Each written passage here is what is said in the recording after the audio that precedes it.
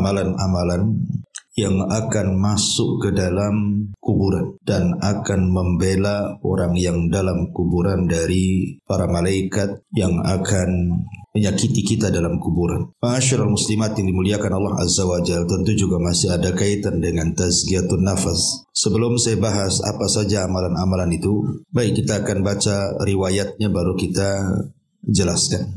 Disebutkan dari hadis Abi Hurairah radhiyallahu anhu. Hadis ini disahihkan oleh Al-Imam Al-Hakim berdasarkan syarat Muslim dan disepakati oleh Al-Imam Al-Zahabi. Tetapi sekelompok para ulama mengatakan bahwa isnadnya atau sanadnya tidak sampai sahih, tetapi derajatnya sampai kepada hasan, sebagaimana dijelaskan dalam kitab Majma' Az-Zawaid karya Al-Imam Al-Haythami dan juga dicantumkan oleh Syekh Nasiruddin Al-Albani dalam kitabnya Sahihut Targhib dan juga Tarhib. Dari Abu Hurairah radhiyallahu an, Nabi sallallahu alaihi wasallam bersabda, "Innal mayyita idza wudi'a fi qabrihi innahu yasma'u hafqa ni'alihim hatta yuwalluna anhu." Sesungguhnya si mayat ketika diletakkan di kuburnya, maka ia mendengar suara sandal orang-orang yang mengantarkannya sampai mereka kembali pulang. Fa in kana mu'minan, kalau si mayat itu seorang mukmin, kanatis salatu 'inda ra'sihi, maka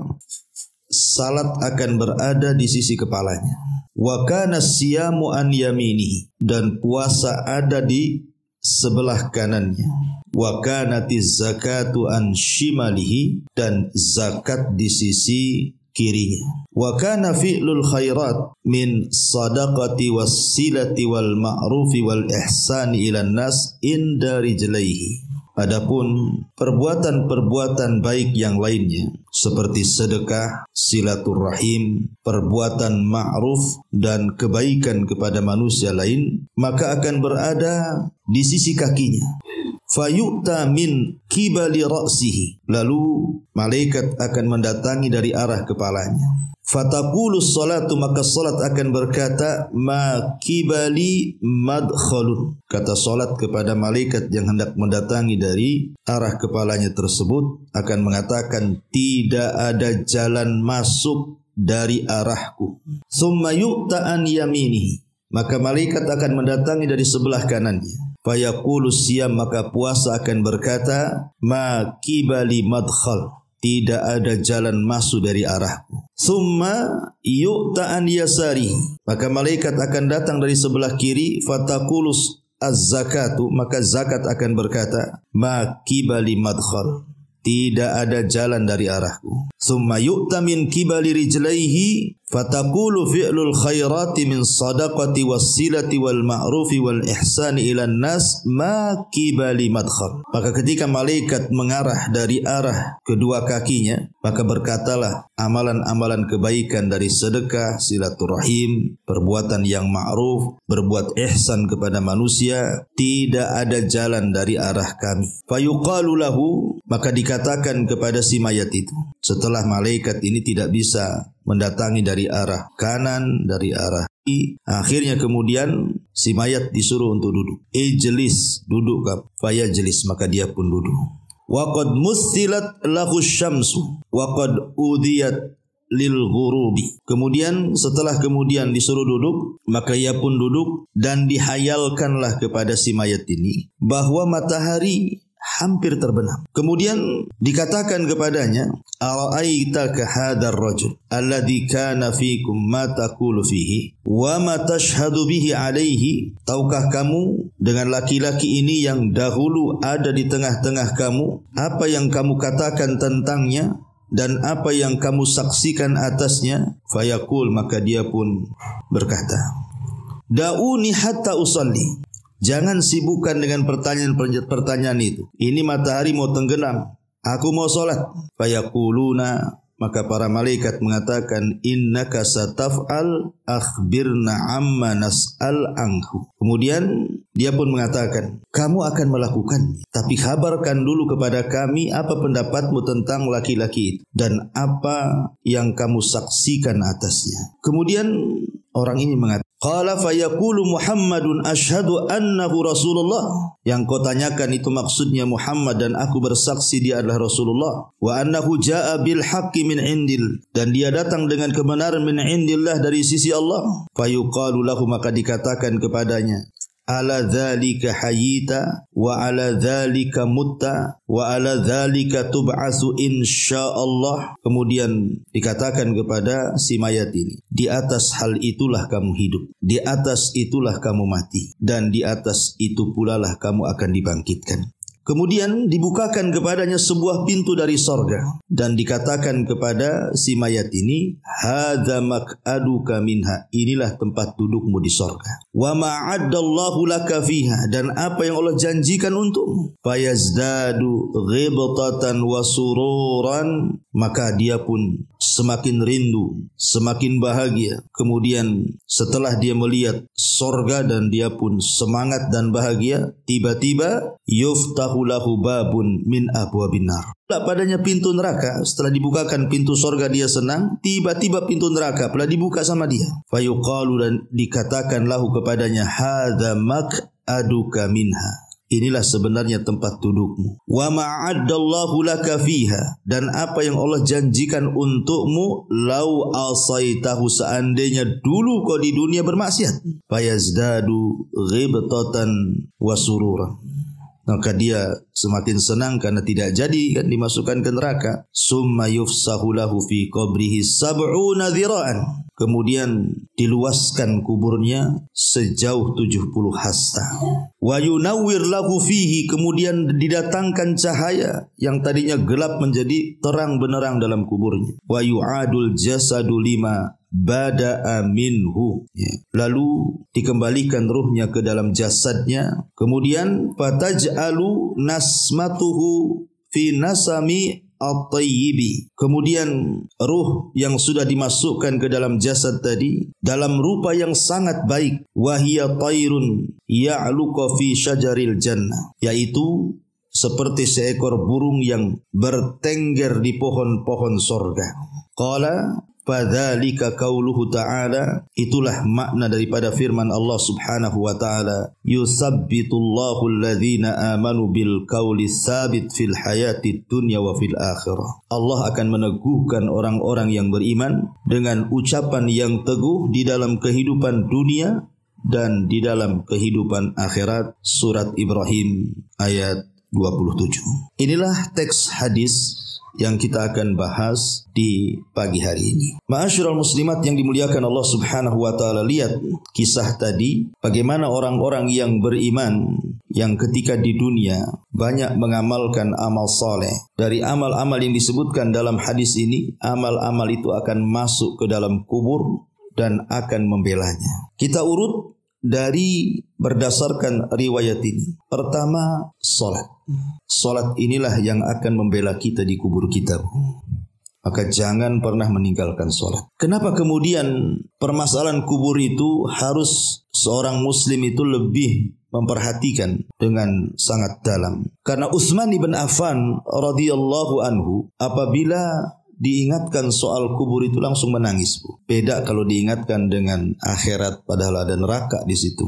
Tapi Utsman biasa-biasa saja. Sehingga dikatakan kepada Utsman bin Affan radhiyallahu anhu, kenapa engkau apabila mendengar kisah-kisah tentang kuburan kau menangis? Tapi kalau diceritakan tentang akhirat kamu biasa-biasa saja. Maka Utsman bin Affan radhiyallahu anhu mengatakan, celaka kalian. Bukankah kubur itu raudun min riyadil jannah au hufratun min hufarin nar? Bukankah kuburan itu bisa jadi taman yang menuju ke taman-taman sorga, atau boleh jadi dia adalah sebuah gua yang menakutkan yang akan menembus neraka? Itulah aku menangis. Makanya dari sini salah satu amalan yang sangat luar biasa bisa menyelamatkan kita di kuburan itu adalah solat, karena solat akan masuk ke dalam kuburan kita dan dia akan menjaga kepala kita.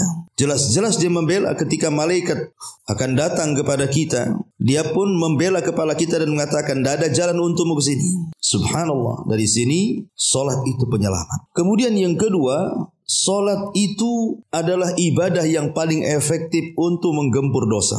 Dalam sebuah hadis Nabi SAW mengatakan, "Ara'aitum law anna nahran bi babi ahadikum yaghtasilu minhu kulla yawmin 5 marrat hal yabqa min daranihi syai'un?" Qalu la yabqa min daranihi syai'un. Faqala an-nabiy SAW, "Fadzalika mithlu as-salawatil khams yamhullahu bihinnal khataya." Muttafaqun alaih.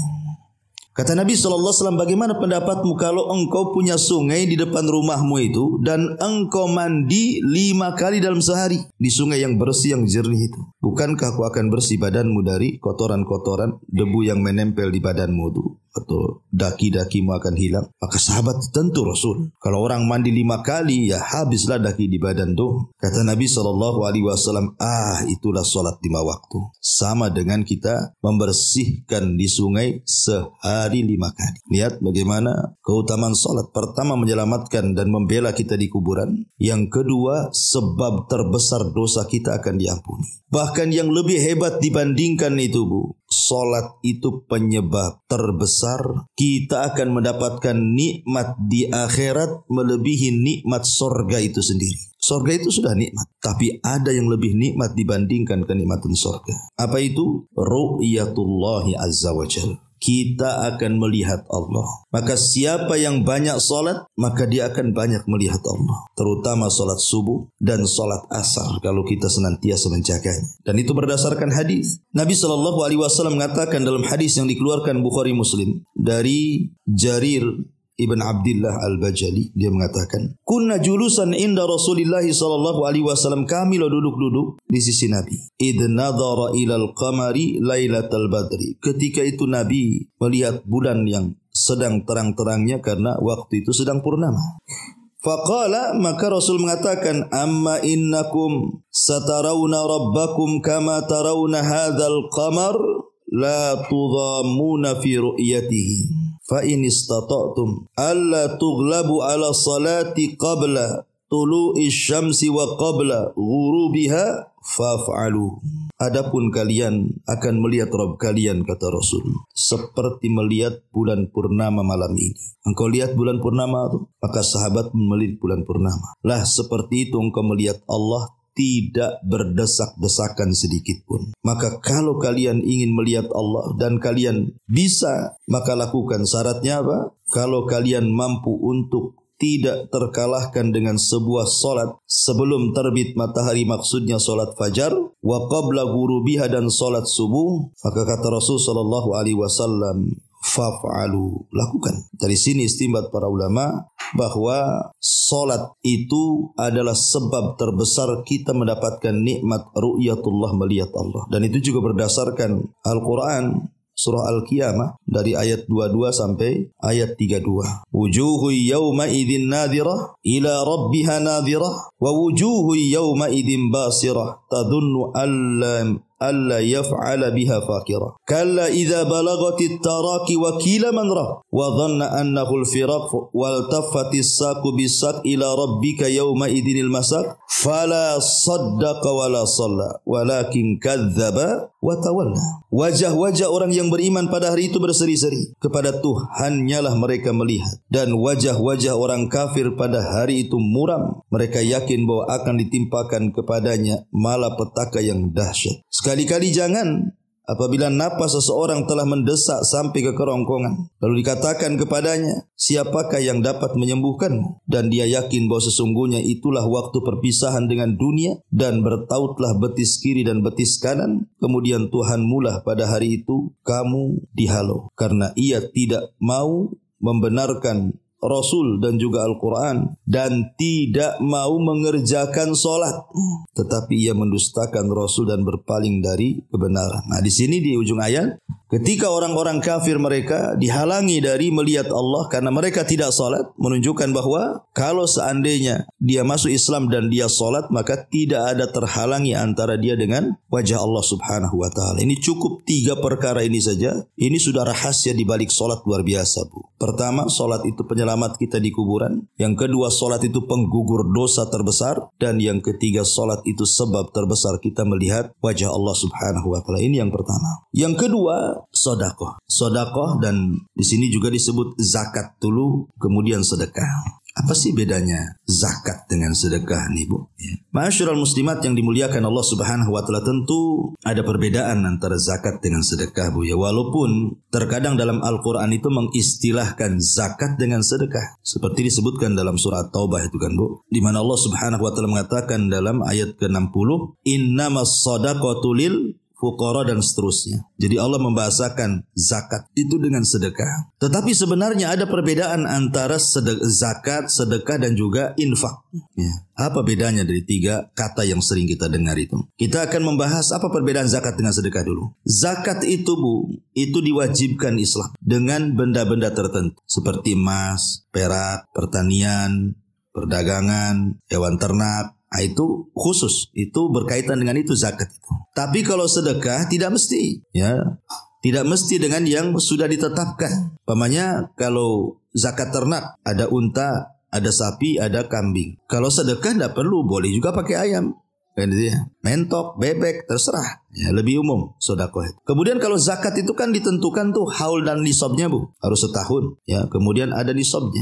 Kalau sedekah kan tidak ditentukan, harus setahun dan tidak ditentukan kadar nisabnya juga gitu ya. Kemudian yang ketiga, zakat itu diberikan kepada orang-orang tertentu yang disebutkan oleh surah At-Taubah 60 itu kan 8 asnaf. Tapi kalau sedekah sama orang kaya pun boleh. Ya, namanya sedekah. Nolong. Ya kan? Kemudian yang nomor 4, orang yang mati dan dia punya hutang zakat, Bu, maka ahli warisnya harus mengeluarkan dari harta warisannya. Kalau sedekah tidak.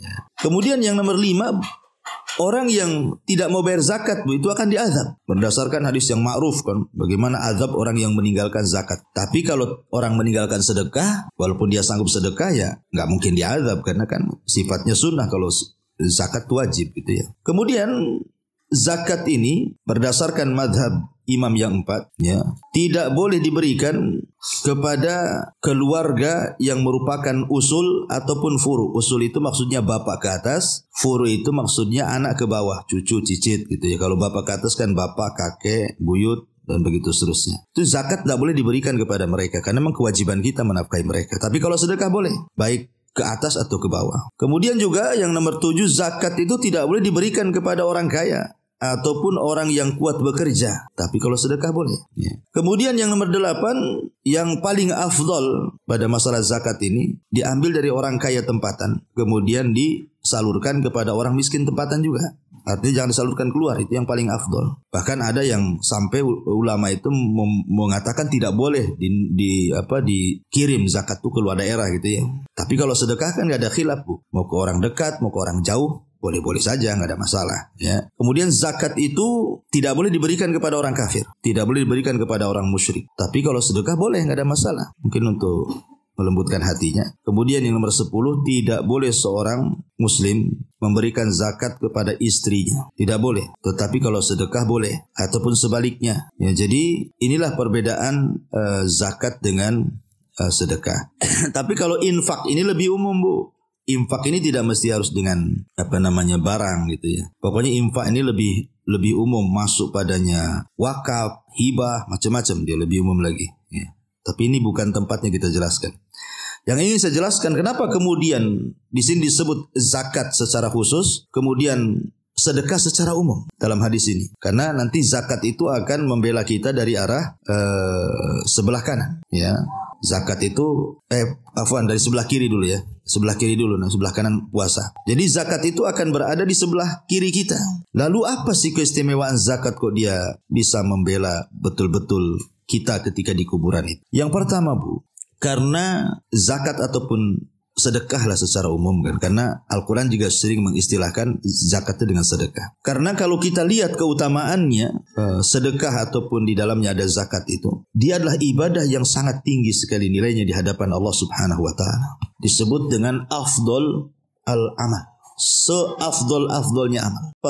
Maka Rasul mengatakan idkhal as-surur alal mu'min, memasukkan kebahagiaan kepada hati seorang mukmin. Dengan cara apa? Yaqdi an hudainan, ikut membayarkan hutang. Dan membayar hutang bisa dari uang zakat. Ya, jadi ada saudara kita terlilit hutang, kemudian kita punya tanggungan zakat, maka kita zakatkan kepada orang yang terlilit hutang supaya bayar hutang. Kemudian yaqdi lahu hajah, ataupun kepada orang yang punya hajat. Mungkin dia miskin, kelaparan, dan begitu seterusnya, sehingga butuh dibantu. Zakat bisa disalurkan. Karena bagaimanapun orang-orang fakir dan miskin masuk dalam asnaf zakat. Dan juga masuk dalam sedekah juga.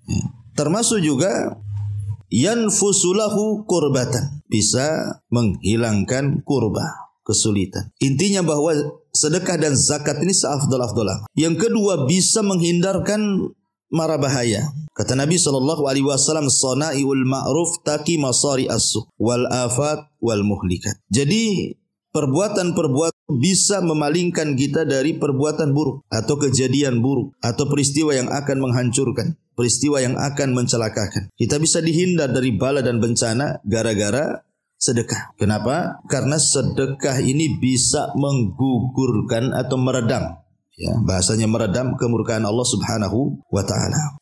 Termasuk juga orang yang bersedekah itu pahalanya dilipat gandakan. Pahala orang bersedekah itu lipat gandakan. Sampai Allah mengatakan dalam surah Al-Hadid ayat 18 itu kan, innal musaddiqina wal musaddiqati innal musaddiqina wal musaddiqati wa aqridullaha qardan hasan yudha'af lahum wa lahum ajrun karim. Ketika Allah mengatakan dan mereka wa aqradu menggadaikan dengan Allah Subhanahu wa taala dengan gadaian yang baik, maka akan dilipat gandakan tuh pahalanya dan bagi mereka pahala yang baik. Dan banyak lagi, karena seperti mampu menghapuskan dosa-dosa, ya jelas ya kan. Kemudian juga hartanya menjadi berkah dan bertambah. Kemudian juga bisa terjaga dari azab Allah dan penyebab terbesar juga masuk surga. Kemudian juga sedekah sebagai dalil keimanan kita. Maka disebut sedekah itu dari kalimat sodaqah, membenarkan. Jadi ketika sedekah itu kalau kita tidak bersedekah padahal kita mampu sedekah, berarti dipertanyakan keimanannya, karena itu menunjukkan kejujuran iman seseorang, sedekah itu. Ya.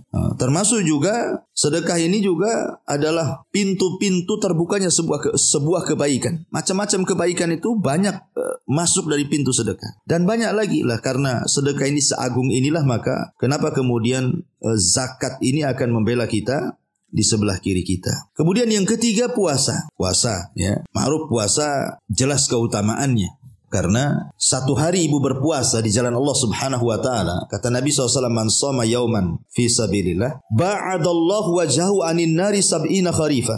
Maka wajah ibu akan dijauhkan dari api neraka itu 70 tahun perjalanan.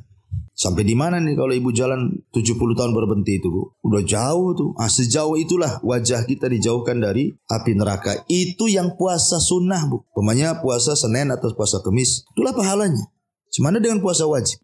Kemudian juga puasa sendiri adalah rahasia kesabaran orang.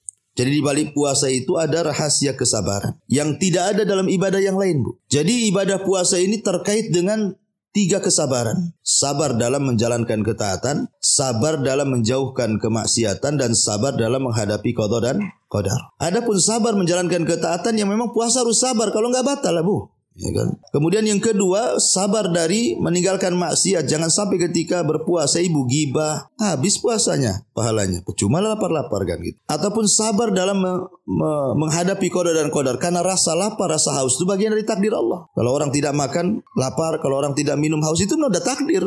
Dan kita harus sabar di situ. Makanya ketika puasa mencakup 3 perkara ini, bahwa kandungan puasa ini luar biasa. Karena dia adalah aplikasi atau perwujudan dari rasa sabar itu sendiri. Dan sabar ini adalah separuh sifat yang memasukkan kita ke surga. Kan ada 2 sifat kalau kita miliki, Bu. 2 sifat inilah penyumbang terbesar kita masuk surga. Pertama sabar, yang kedua syukur. Sabar akan musibah dan syukur akan nikmat. Orang kalau dihiasi dengan dua sifat ini, inilah yang paling menonjol. Dua sifat orang itu sebab masuk surga. Jadi karena ada terkandung kesabaran puasa dan pahala puasa, pahala orang sabar itu jelas dalam Quran. Innama yuwaffas sabiruna ajrahum bighairi hisab.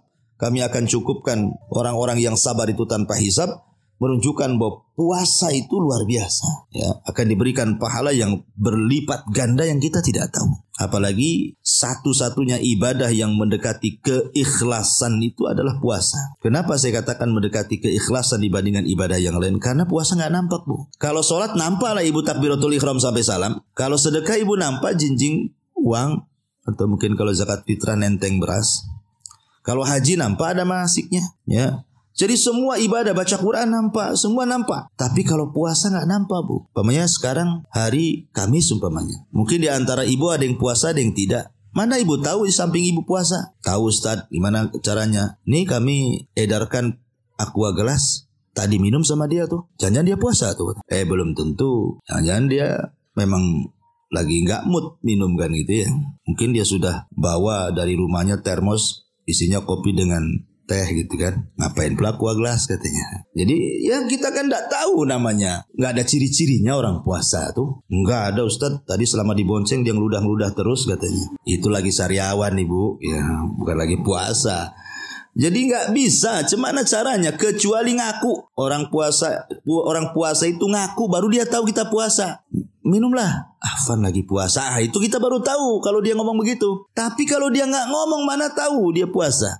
Makanya saya katakan puasa itu ibadah yang dekat dengan keikhlasan. Jadi ibadah yang dekat dengan kesabaran, ibadah yang dekat dengan keikhlasan gitu ya. Ibadah yang jauh daripada ria dan macam-macam. Apalagi kemudian puasa sendiri secara kesehatan memang bagus gitu kan. Lah sebab itulah maka puasa pun adalah salah satu ibadah yang akan masuk ke dalam kuburan kita dan akan berada sebelah kanan kita. Dan setiap malaikat mau datang dari sebelah kanan dia mengatakan tidak ada jalan untukmu.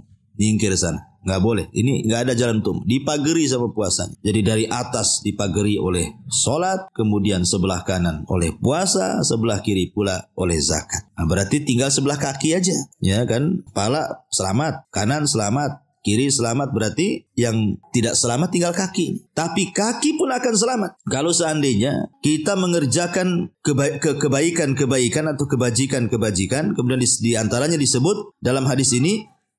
Pertama sedekah dan tadi saya sudah bahas. Kemudian yang kedua silaturahim, ya, menyambung silaturahim yang putus dengan saudara, dengan kerabat, dengan orang tua disambung gitu ya. Kemudian wal ma'ruf, ya, dan juga al ma'ruf. Apa itu ma'ruf? Ya, ma'ruf itu ya macam-macam penafsiran para ulama. Seperti umpamanya ma'ruf itu setiap kebaikan itu disebut ma'ruf. Ya, setiap kebaikan itu disebut ma'ruf. Umpamanya ibu senyum itu bagian daripada ma'ruf. Ibu nolong orang itu bagian ma'ruf gitu ya. Pokoknya hal-hal yang dipandang baik itu disebut ma'ruf. Kemudian juga al-ihsan ilal ghair, berbuat baik kepada orang lain. Al-ihsan dikatakan oleh Imam At-Tabari artinya antakuna sariratuhu ahsan min alaniyatihi. Jadi yang dimaksud ihsan itu yang tersembunyi itu harus lebih baik dibandingkan yang nampak. Yang tersembunyi di hati itu lebih baik dibandingkan yang tampak. Tapi kan kita malah terbalik. Yang tampak lebih baik. Makanya sering saya nasihatkan, Bu. Kadang-kadang ada orang yang mungkin dapat hidayah baru masuk gitu kan. Kemudian dia mulai ngaji, dengar YouTube, mulai pakaiannya baguslah nutup aurat ya. Pakaiannya besar-besar, pakai nikob, pakai jilbab, pakai kaos kaki kan gitu. Jangan sampai hijrah itu hanya sekedar hijrah pakaian. Itu yang banyak di masyarakat nih. Hijrah itu cuma pakaiannya saja. Jadi yang ketika dia hijrah itu yang dipikirkan itu pakaian aja. Ya, setiap pegang handphone, Bu, masuk ke Tokopedia itu, Bu, itu yang klik di pertama cadar. Keluar macam-macam cadar. Pakaian syar'i. Keluar macam-macam. Itu ditengok tuh. Belum fikir nih, gimana belinya? Di mana? Gimana cara dapat duitnya? Harus dikumpulkan di setahun baru bisa nih. Jadi atau kalau keluar itu dandan di kaca itu sampai mau pecah kacanya, Bu. Jadi mungkin saking lamanya gitu ya. Itu kan takut mereng, takut ada binti, takut apa. Apa yang mau dilihatkan ibu aja pakai cadar kan gitu. Nah, ibu mau lihatkan pakaian kan berarti di situ. Lah jangan sampai hijrah itu hanya di pakaian. Jangan sampai itu nggak ihsan namanya. Karena ihsan itu disebut oleh Imam Tabari yang di dalam itu harus lebih baik dibandingkan yang di luar. Ya, karena banyak gitu ya. Kok udah ngaji masih gibahnya lebih dahsyat dibandingkan ketika masih belum ngaji. Kenapa saya katakan lebih dahsyat? Karena kalau belum ngaji mungkin belum tahu ilmunya, Bu. Belum tahu dosanya. Yang gibah aja dia kerjanya. Ini udah ngaji, udah tahu dosanya. Ustaz-ustaz pun udah sering udah bolak-balik nasihati dari macam-macam ustaz, tetap aja gibah. Gibahnya beda ya. Kalau di masyarakat ya gibahnya ya umum lah. Biasanya gibah tetangga kalau baru beli motor, beli mobil, bisa bangun rumah, ada tamu. Itu mulai itu digibahin itu. Tapi kalau udah ngaji ya itu juga bagian gibah, tapi biasanya gibahnya lain. Ya gibahnya agak syar'i lah. Nggak ada gibah syar'i itu ya. Ya gibah ya dosa lah. Nah, cuman yang digibah ya sesama umahat yang sudah ngaji, sampai ke ustadznya digibahi kan itu ya. Jadi kena semua. Gibah masalah dilarang jangan ngaji ke sana. Itu saya dengar Ustadz Anu itu gini. Ustadznya yang kena. Ya itu kan gibah, Bu. Nah, jadi beda hukum itu. Lebih parah lagi orang ngaji gibahnya. Karena dia tahu hukum masalahnya. Jadi saya nasihatkan, Bu, kalau bisa hijrah ya hijrah. Mendingan hijrah hatinya daripada pakaiannya. Daripada hijrah pakaian hatinya tak pula tak hijrah masih kotor, masih penuh hasad, dengki dan begitu seterusnya. Karena itu belum sampai ke taraf ihsan namanya. Nah, ihsan juga disebutkan dalam sebuah riwayat dari Musnad Abi Hanifah rahimahullahu taala. Dia mengatakan qala al-ihsan an ta'mala lillah. Tiap yang kita beramal ditujukan kepada Allah itulah ihsan. Dan dalam riwayat Muslim an tahsyallaha ka'annaka tarahu fa innaka illam takun tarahu fa innahu yara. Jadi ihsan itu seolah-olah kau takut kepada Allah. Kalaupun tidak bisa maka yakinlah Allah melihat kita ya. Intinya bahwa ihsan itu kalau diterjemahkan adalah kebaikan.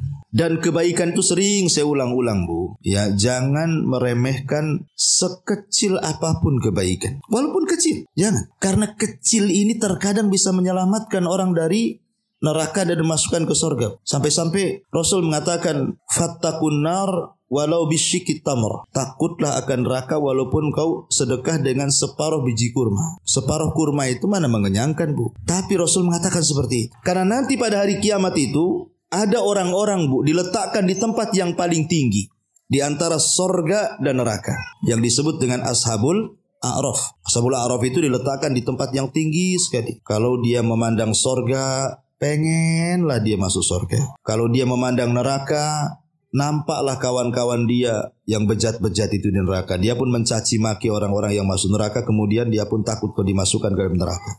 Kenapa coba Ashabul A'raf itu kok diletakkan di tengah-tengah gitu? Padahal kebaikannya banyak, Bu. Harusnya kan dia masuk surga. Rupanya yang menghalangi dia masuk surga karena kejahatannya sama dengan kebaikannya. 50-50, 50%, 50%. Sehingga dia tidak masuk surga. Karena kejahatannya 50%, tidak bisa dimasukkan ke neraka karena ada kebaikan 50%. Coba kalau seandainya dari 50% yang ia punya dari kebaikan itu, mungkin ditambahlah dengan cara tadi infak walaupun separuh kurma. Kan ada nambah poin, Bu. Oke lah nambah poin 1. Atau dengan 1 rakaat sholat witir. Atau 1 ayat dalam Quran. Tentukan dari yang tadinya 50% ke 50%, anggaplah kebaikannya tambah 1, 51% kebaikannya dan keburukannya 49%, yakin masuk surga, Bu. Tapi sebaliknya kalau angka 1 itu dipindah ke keburukan, kebaikannya 49%, kemudian keburukannya 51%. Wah, itu dipastikan masuk neraka, Bu. Karena manusia itu terbagi menjadi 3 kelompok. Kelompok yang pertama yang berat timbangannya walaupun hanya 1%, direct masuk surga, nggak ada cerita neraka. Kedua, orang yang berat timbangan buruknya, direct masuk neraka. Ya tentu tergantung amalannya, apakah dia lama atau tidak neraka. Kemudian yang ketiga, yang tengah-tengah, kebaikan dan keburukannya sama, itulah Ashabul A'raf. Jadi jangan sampai dalam sehari ini kita tidak berbuat baik. Ya, mungkin berbuat baik itu kan maksudnya baik kepada diri sendiri, kepada orang lain atau kepada Allah. Banyak kok caranya kok. Kita bisa mendapatkan pahala dalam 1 hari itu. Jangan 1 hari 1 detik pun itu ibu bisa dapat pahala. Zikir aja lah. Subhanallah. Nggak sampai 1 detik. Dapat pahala. Ya, jadi jangan sampai remehkan kata Rasul. La tahkiranna minal ma'rufi syai'an. walau antal wajhaka biwajhin talqin. Jangan remehkan sekecil apapun kebaikan, hatta walaupun hanya sekadar melemparkan senyum kepada saudaramu. Wallahu a'lam. Inilah